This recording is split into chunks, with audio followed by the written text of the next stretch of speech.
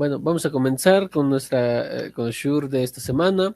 Tenemos Perashat Kitizá y bueno, tenemos que decir que como todas las partes de la Torá, esta es muy profunda, pero ciertamente hay algo que llama mucho la atención aquí, es muy vistoso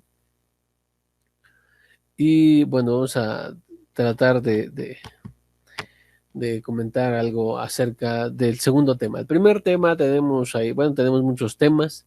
La primera parte nos habla acerca de cómo Moshe sube al monte nuevamente y bueno, Hashem revelando los que llamamos los 13 atributos de misericordia.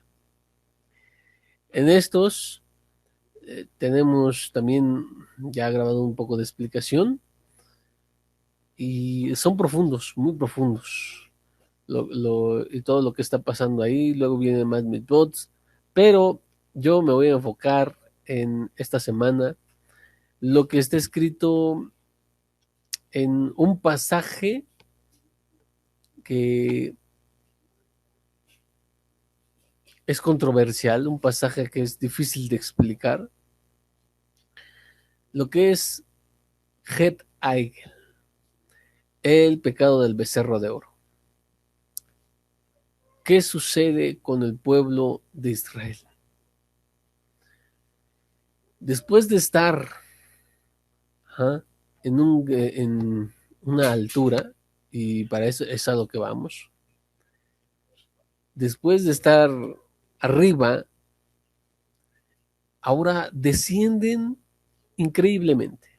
Como bien sabemos, lo hemos ya dicho en la cuenta del Homer, que son los 50 días que ellos tienen hasta Ar Sinai, hasta el monte del Sinaí.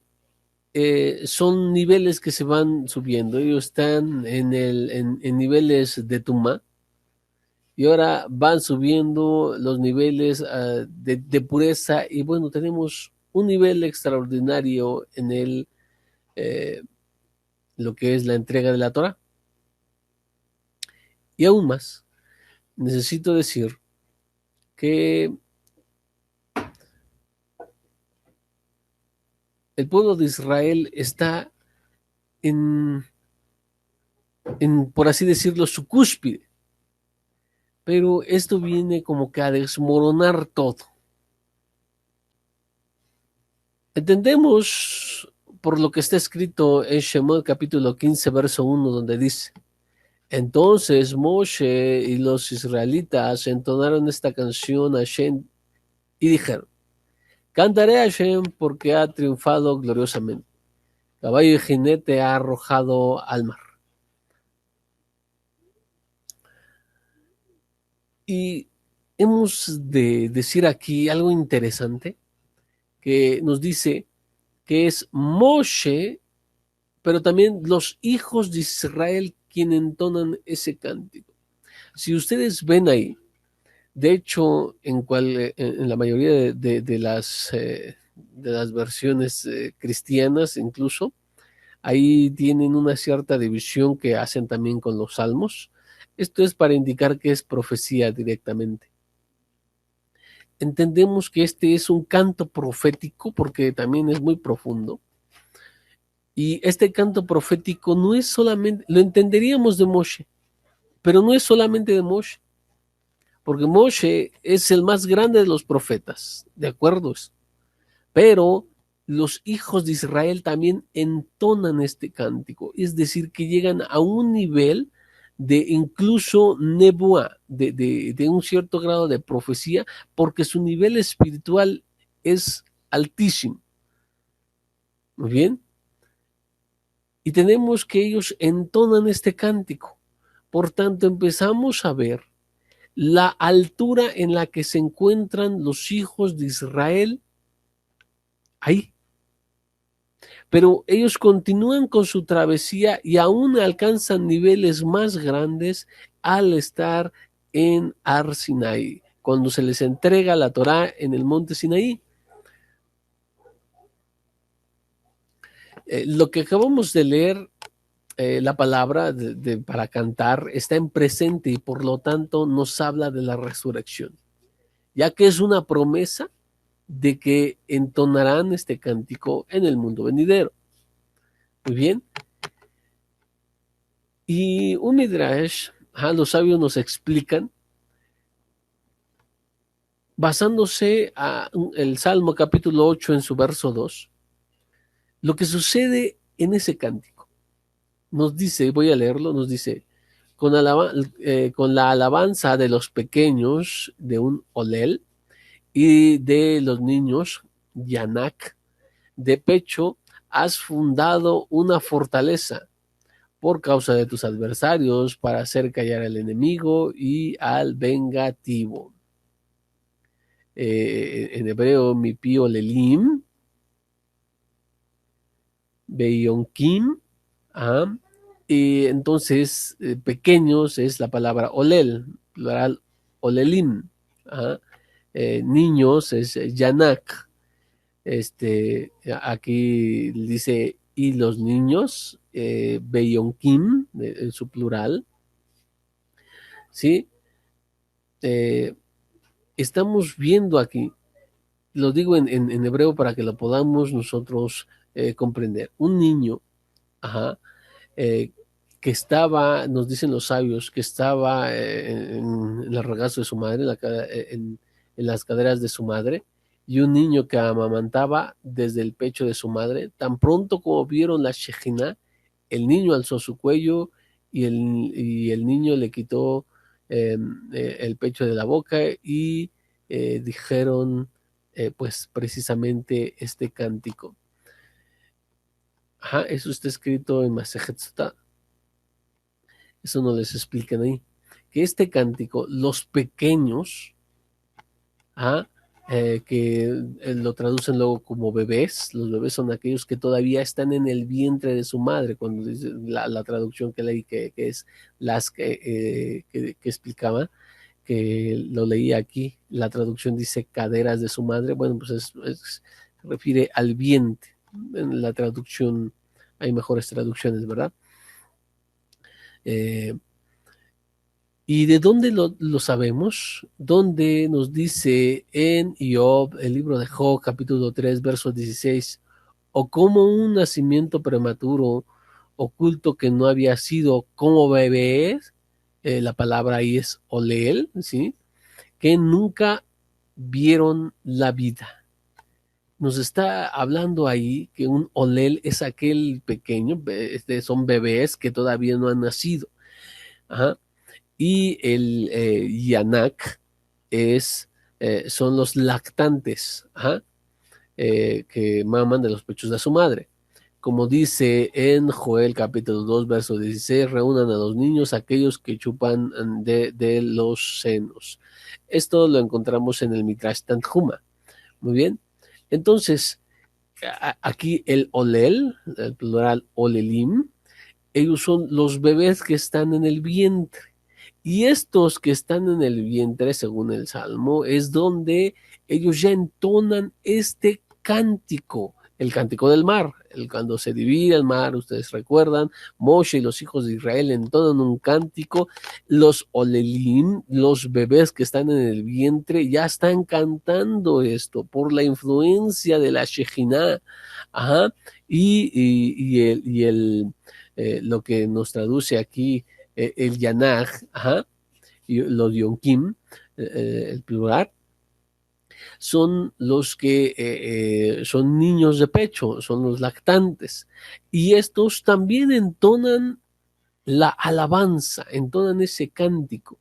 Todo esto lo estoy diciendo ¿para qué? Para que entendamos cómo es que tenían un nivel superior, es un nivel, estaban en un nivel realmente elevado, porque con la influencia de la Shejina, hasta los pequeños, los bebés en los vientres de su madre, hasta ellos en ese momento podían entonar este cántico. Entonces, esto no nos debe sorprender, de hecho, a nosotros, como Mishrim, sabemos y entendemos que esto también sucedió en otra parte de nuestros escritos. Y eso lo vemos con un pequeño especial. Si ustedes recordarán, esto de lo que estoy hablando está en Lucas capítulo 1, el libro conocido como Lucas. En este tenemos en el versículo 41 y versículo 42, nos dice lo siguiente. Sucedió que cuando Elisheba oyó el saludo de Miriam, la criatura saltó en su vientre y Elisheba se llenó de espíritu de santidad. Y exclamó en voz alta y dijo, bendito eres tú entre las mujeres y bendito es el fruto de tu vientre. Muy bien, entonces nos está, eh, nos está hablando de lo que es Elisheba, madre de que es Yohanana Malbil. Muy bien, y entonces tenemos a la madre de Yoshua Rabenu, y al oír su saludo dice que Elisheba se llenó de espíritu de santidad. Ajá, y que la criatura saltó en su vientre. Entonces hay una conexión, hay una influencia. Cuando la madre tiene lo que es el Ruach HaKodesh, el, el, la inspiración divina, entonces incluso el bebé que está en el vientre, incluso ese bebé,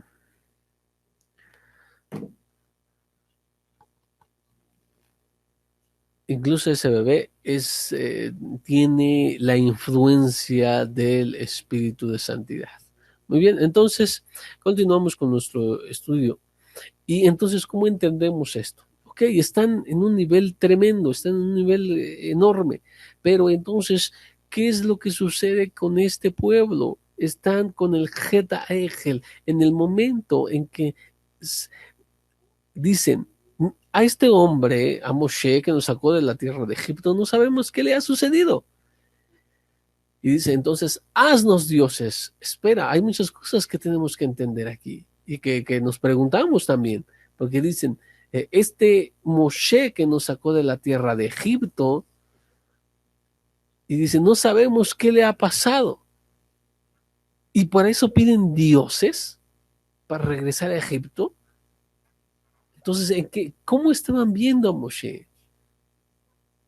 Probablemente lo estaban viendo como algo más que un hombre, por lo que deducimos del texto. En la Gemara tenemos que Reish Lakish dice, ven y seamos agradecidos a nuestros antepasados que pecaron con el becerro de oro, como si no, porque si no hubiesen pecado no habríamos venido al mundo. Reish Lakish explica, como se afirma sobre el pueblo judío después de la revelación del Sinaí. Dije, ustedes son seres divinos y todos ustedes hijos del Altísimo. Esto está citando el Salmo 82 en su verso 6. Lo que indica que se habían vuelto como los ángeles. Cuando dice seres divinos o Elohim, hace referencia a los ángeles. Ajá. Y no habrían propagado descendencia como los ángeles. Entonces Elohim declara, después de arruinar tus obras, y morirás como un hombre, y caerás como uno de los príncipes, en el verso siguiente, en el verso 7. ¿Cómo entendemos esto? Aquí es una opinión aquí de Reish Lakish, nos está diciendo que el pueblo judío tenía un nivel semejante eh, al de los ángeles. Y es por eso que este salmo se les aplica a ellos. Habla de ellos entonces. Pero si tenían este nivel, ¿cómo entendemos lo que sucedió con el becerro de oro? Una de las explicaciones más usuales es que esto fue originado por el Rap. Si ustedes recordarán, cuando el pueblo de Israel sale de Egipto, dice que muchas naciones, mucho pueblo, de diferentes razas, diferentes pueblos, diferentes naciones, sale con ellos porque entiende que Hashem es el único Elohim, ¿no? Entonces, todo esto nos va a llevar a nuestro punto. Tenían nuevamente, con lo que he dicho, vemos el nivel enorme, el nivel tremendo que tenía el pueblo de Israel. Y entonces nos dice el Talmud en Sukkah, en el Masejet Sukkah, en la página 52b, nos dice: cuanto más grandiosa es la persona, más grande es su inclinación al mal. Bien, y esta es la respuesta, ¿sí? Esta es la respuesta de por qué es que el pueblo de Israel va a cometer este gran pecado. A pesar de que fue originado, una de las respuestas dice que, y es lo más probable, puesto que ellos no tenían el rap, todas estas naciones todavía no tenían claro y bien fundamentado lo que es que Hashem es el único. Entonces ellos empiezan a pedir dioses. ¿Por qué? Porque están acostumbrados a tener dioses, muchos dioses en la tierra de Egipto. Y por ende ellos son los que inician. Pero el pueblo de Israel, todo el pueblo de Israel peca. Porque así lo dice Hashem, ¿no? Dice, déjame, le dice a Moshe, déjame, los destruyo y haré de ti una nación grande. ¿Por qué iba a destruir a los inocentes? No, entonces todo el pueblo se involucró. Y habla del pueblo, dice, porque tu pueblo ha pecado, o sea, tan pronto se han desviado de los caminos que les enseñé. Entonces, con lo que leímos en Masejet Sukkah, entendemos que entre más grande sea una persona, o entre más elevada esté una persona, también así el Yetzer Hará será más fuerte. Y por eso iniciamos diciendo que esto era una guerra sin cuartel. ¿Sí?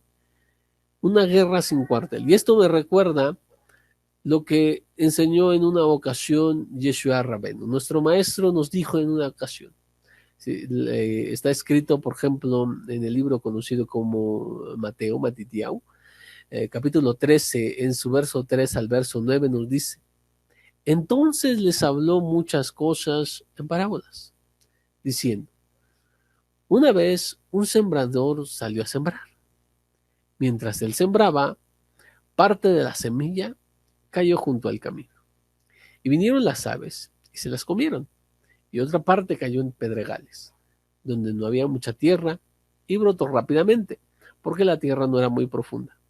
Pero cuando salió el sol, se quemó, y como no tenía raíz, se secó. Y otra parte cayó entre los espinos. Los espinos crecieron y la ahogaron. Y otra parte cayó en una tierra buena, y dio fruto, uno a 100, otra a 70 y otra a 30 por uno. El que tenga oídos, que oiga. ¿Esto cómo se aplica? ¿Cómo entendemos que nos está hablando de una semilla? La semilla tiene todo el potencial, pero es una semilla, es una pequeña. De ahí empieza a brotar, y después de que brota se hace más grande, y así hasta llegar a la madurez, y donde podrá dar fruto. Muy bien, entonces todos estos lapsos nos están hablando de cómo es que también nosotros somos, en ocasiones en la Torah, el hombre es ejemplificado como un árbol, ¿sí? Se le habla como si fuera un árbol, como dice también en Salmos. Eso lo vimos, y recuerden las lecciones que tuvimos en el Año Nuevo de los Árboles, ¿sí? Bueno, pero volviendo a nuestro, vean que en cada parte hay una lucha y hay algo que vencer. La semilla cae junto al camino. Lo que tiene que vencer, pues, son las aves. ¿Sí? Aquí hay algo que tiene que, contra lo que tiene que luchar en esa etapa de semilla. Ajá.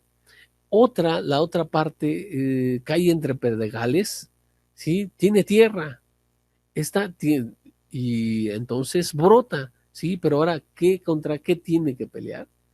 Contra que no es profunda la tierra. Tiene que pelear contra el sol, por así decirlo. El sol la termina quemando. Nuevamente, en otra etapa de crecimiento vemos algo que vencer. Sigue, dice, otra cayó entre espinos y los espinos la crecieron y la ahogaron. Nuevamente hay un crecimiento, pero ahora hay enemigos externos también en espinos, ¿sí? Que crecen más y la ahogan. La última parte, podríamos decir, cayó en tierra buena y dio fruto. ¡Qué bien! Entonces, en esta no hay algo en que pelear. Ya al estar en la cima o estar en el tope del crecimiento, cuando das fruto, ya no hay nada que vencer. No, esto es lo que le pasa al pueblo de Israel. Es la buena tierra y da fruto. Como el pueblo de Israel llega a un nivel tan tremendo como el nivel de los ángeles, como lo dice Reish Lakish, lo que leímos en la Gemara. Entonces, dice que aquí da uno da 100, otro 70 y el otro 30 por uno. Entonces, hay enemigos a vencer. ¿Qué son los enemigos a vencer? ¿Sí? Aquí vemos, por ejemplo, la cantidad de fruto que dan diferentes. Entonces se habla ciertamente de un esfuerzo. Cuando la persona ya se siente en un nivel superior o cuando nos sentimos ya avanzados, que ya sabemos, que ya lo hacemos, que bueno, ya nos sentimos en un nivel más arriba, entonces nos relajamos, como si en ese nivel no hubiese algo en que mejorar, algo en que vencer, como si en ese lugar ya no estuviera presente el Yetzer Hara. Y como lo leímos, nos expresan los Jajamim, que en ese lugar que ascendiste, también hay Yetzer, y ese va a ser un Yetzer más grande, porque para poder con tu nuevo nivel espiritual necesita algo más fuerte para que te haga. Entonces el pueblo de Israel está en la cima espiritual, ¿sí? Después del Sinaí. Y viene entonces uno de las peores averot, de lo peor que puede ser idolatría. Aunque algunos explican, no, es que no la hicieron para idolatrar. Bueno, tal vez no. Pero de que hicieron una figura, y algunos le llamaban dioses, ahí estaba la semilla de la idolatría. Lo que se debían de vencer es ahí. Si era el Rab que cayó ante el Yetzer Hara y sucumbieron ante hacer este becerro de fundición, entonces los que estaban ahí, son pueblo de Israel, que tienen bien conocido el concepto de que Elohim es solamente uno y que no hay que hacer imágenes talladas. Entonces, imágenes de oro y todo lo que nos dice la Torah, entonces ellos pudieron haber vencido, pero seguramente que se sentían como en buena tierra, que habían dado fruto, se sintieron plácidamente como que en este nivel ya no hay algo que hacer. En este nivel ya, ya estoy del otro lado.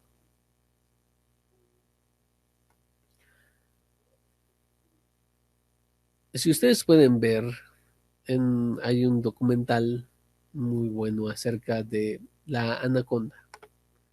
La anaconda es la serpiente más grande sobre la faz de la tierra. Pero esta serpiente, que es la más grande, y es en el río de la Amazonas, es uno de los máximos depredadores de ahí, pero cuando nace es pequeña. Y esta puede ser comida por muchos depredadores, ¿sí? Entonces busca la seguridad que hay en el agua, relativa. porque en el agua hay pirañas que se la pueden comer, y hay otros animales que se la pueden comer, pero cuando llega a, a la etapa de adulto o ya es grande, entonces los depredadores se reducen, pero quedan entre ellos, queda el hombre también. Pero lo que quiero decir es que si hasta entre el reino animal, lo que Hashem creó, se puede ver esto en todas las especies. Siempre hay depredadores, siempre hay cosas que vencer, enemigos que enfrentar, dificultades que sobrepasar, ¿sí? En cada etapa de la vida, desde que son pequeños hasta que son adultos.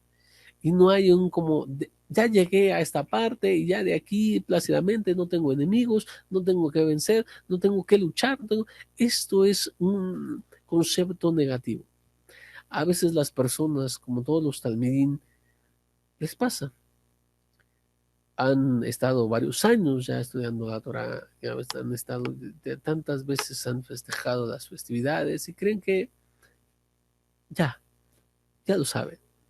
Eh, Estudiar otra vez la Salahot de, por ejemplo, Pesaj, ¿no? Bueno, ya lo sé, ya lo he festejado, ya.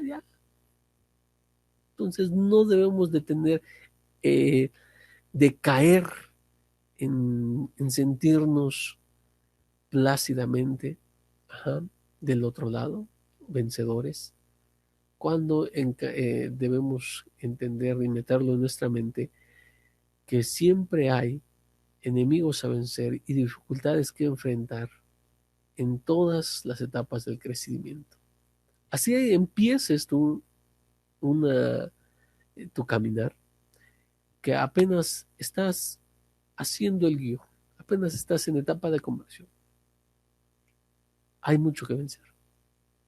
Cuando ya seas converso, hay otras cosas que vencer, otras cosas con las que pelear. Cuando ya tienes experiencia, ya has estudiado, has festejado, has hecho, etcétera, etcétera, también hay mucho que vencer todavía. Y así en cada una de las etapas. No caigas ante este engaño que ya no hay más que vencer, ya no hay más que hacer, ya no hay más que aprender. Siempre habrá enemigos a vencer por todos lados. Por eso es decir, es una guerra sin cuartel. No hay lugar para descansar. No es de, ya llevo años en Torah, tengo una elevación y nos sentimos vencedores en todo. Y no es así. Encontramos a un Jacob que dice, y se asentó. Y se asentó Jacob, de la palabra sentar, de la palabra permanecer, asentarse. ¿Sí? Y los sabios nos explican, dice, esto nos explica que Jacob ya sentía que estaba del otro lado. Y entonces viene lo de el acontecimiento de la venta de Joseph por sus hermanos. Porque dice, bueno, vas a descansar en el Anabá, pero aquí no es el tiempo de descansar. Aquí todavía no es el tiempo de descansar. Aquí no es el tiempo de asentarnos como si ya lo hubiéramos vencido. Es el tiempo de seguir con la lucha, porque esto es una guerra, por así decirlo, sin cuartel. A cada momento. Por eso según el Sefer HaChinuch, hay 6 mitzvot que deben estar en todo momento. En todo momento los puedes estar cumpliendo. O los puedes estar quebrando. Por eso es que es una guerra sin cuartel. El Yetzer Hara nos va a impedir o nos va a querer hacer que rompamos, por ejemplo, nada más como ejemplo, esas 6 mitzvot que debemos estar cumpliendo a cada instante. ¿Sí? Y aunque insistimos que fue el rap, las naciones mixtas que salieron con el pueblo de Israel, todo el pueblo terminó pecando, porque como dice, y el pueblo se levantó a jugar. El pueblo, no nada más ellos, todo el pueblo en general. ¿Ah? Y es cierto que tal vez alguien puede empezar el incendio, ¿sí? Pero bueno, aquí el pueblo de Israel se contaminó por completo. Pero no es lo último. Ustedes deben saber que hay oportunidad de hacer Teshuvah. Hay oportunidad de volver, de regresar. Voy a leer, nos dice, esto sirve para decirles que si un individuo peca, uno le dice, vaya ese individuo famoso que pecó, esto es el rey David, y aprenda de él que uno puede arrepentirse. Y si la comunidad pecó, uno le dice, id a la comunidad que pecó, es decir, al pueblo judío, en el momento del becerro de oro, ajá, para que te enseñe que hay forma de hacer Teshuvah. Y es necesario aprender, la Gemara nos señala que es necesario aprender sobre el arrepentimiento, tanto en el caso del individuo como en el caso de la comunidad. Ajá, la razón es que si hubiéramos aprendido esta idea solo con respecto a un individuo, uno podría haber pensado que tiene la opción de arrepentirse solo porque su pecado no se publica. Ajá, no es público, no es con todo el pueblo. Pero el caso de una comunidad cuyo pecado es evidente para todos, se publica, es de todos, uno podría decir que la comunidad no puede arrepentirse. Del mismo modo, si hubiéramos aprendido la idea de la Teshuvah solo con respecto a la comunidad, uno podría haber dicho que su arrepentimiento es aceptado porque sus oraciones son más numerosas, porque son todo el pueblo. Y como es un individuo solo, ajá, no podría, no tendría el mérito tan fuerte y uno podría decir que no puede arrepentirse. Por lo tanto, era necesario aprender de los dos.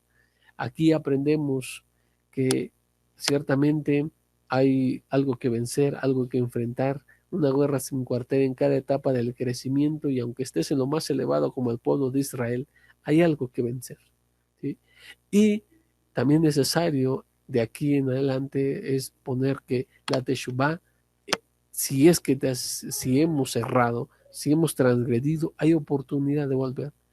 Tanto si es un pecado individual, así notes el ejemplo de David, pero si es un pecado comunal, es un pecado de la comunidad, entonces también ve que hay la oportunidad de regresar, también cuando es un pecado como el del pueblo de Israel con el becerro de oro. Entonces tengamos en mente esto, no nos dejemos engañar y sigamos adelante, sigamos luchando, porque en cada etapa, no importa en dónde estés, no importa si apenas empiezas, nos ha tocado personas que apenas empiezan, apenas inician en su caminar, no saben muchas cosas, necesitan aprender muchas otras, y entonces en eso hay que luchar, hay enemigos a vencer, hay problemas a que enfrentar. Todos los demás, incluso los que ya son cabezas de una comunidad, tienen también su mucho que vencer, tienen su mucho que hacer y su mucho que batallar. Entonces, cada uno de nosotros no solo se contente en el lugar donde está, porque es cierto hay que crecer, pero aún en ese lugar necesita saber que hay algo que vencer. Entonces, espero que cada uno de nosotros comprenda esta verdad y que, bueno, la entendemos y practiquemos. Entonces, con eso terminamos nuestra lección. Shabbat Tov y nos vemos la próxima semana a la misma hora en este mismo canal.